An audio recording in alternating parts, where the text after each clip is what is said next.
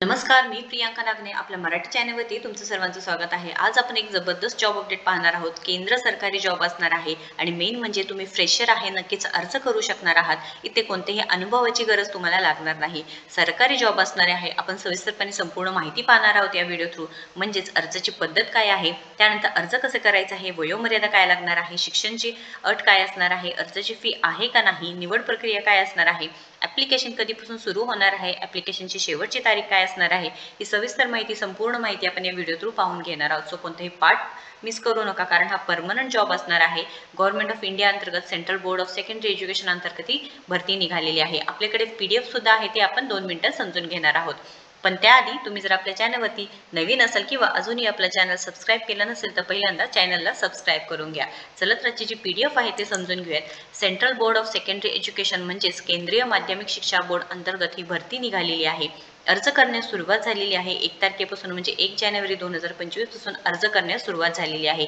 2 पद आहे, सुपरिटेंडंट आणि ज्युनियर असिस्टंट. एज क्रायटेरिया 30 आणि 27 असणार आहे. आता इथे जी number of vacancies under PWBD category आहे, त्यानंतर वॅकन्सीज इयरमार्क्ड फॉर PWBD हे सर्व माहिती ते मेन्शन केलेली आहे. आता नॅशनॅलिटी सिटिझनशिप माहिती दिलेली आहे. The candidate must be citizen of India. Online registration of application 2/1/2025 ते 31/1/2025 पर्यंत असणार आहे, म्हणजे शेवटची तारीख 31/1/2025 असणार आहे. त्यानंतर इथे अजून एक्सप्लेनेशन सर्व दिलेलं आहे, तुम्ही चेक करू शकता. Relaxation in the upper age limit माहिती दिलेली आहे. SC ST ला 5 वर्षाचे एज रिलॅक्सेशन आहे, OBC ला 3 वर्ष, PWBD ला 10 वर्ष, PWBD ला जे रिझर्व्ड आहे इन्क्लुडिंग वुमेनला 13 वर्ष, PWBD including women SC ST ला 15 वर्ष हे एज रिलॅक्सेशन असणार आहे. त्यानंतर recruitment rules for the advertise post बघा. सुपरिटेंडंटला इथे education criteria bachelors degree from a recognise university, तुमचं बॅचलर्स डिग्री कंप्लीट पाहिजे आहे. त्यानंतर वर्किंग नॉलेज ऑफ कॉम्प्युटर किंवा कॉम्प्युटर ॲप्लिकेशन सजेस्ट, तुम्हाला नॉलेज पाहिजे आहे कशाबद्दल, तर कॉम्प्युटर ॲप्लिकेशन्स, तुम्हाला विंडोज आलं पाहिजे आहे, बेसिक हे कॉम्प्युटरचं नॉलेज तुम्हाला आलं पाहिजे आहे. एज क्रायटेरिया 30 वर्ष असणार आहे. मेथड ऑफ रिक्रुटमेंट तुम्ही पाहू शकता. MCQ based preliminary screening examination.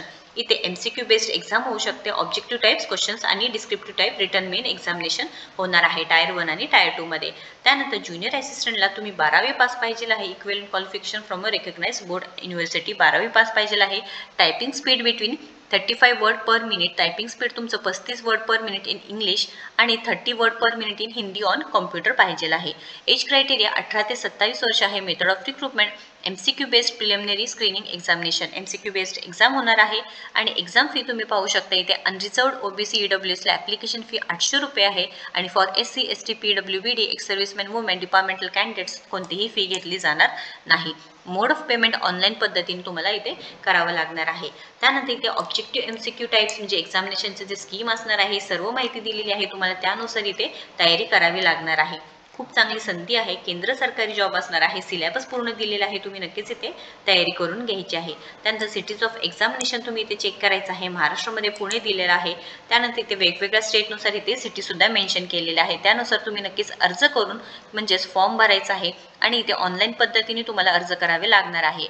त्यानंतर इथे अर्ज करते वेळेस तुम्हाला सर्व डॉक्युमेंट्स जनरल कंडिशन्स दिलेले आहे, ते तुम्हाला इथे एकदा चेक करायचं आहे. खूप चांगली संधी आहे तुमच्यासाठी. इथे कोणत्याही अनुभवाची गरज नाही.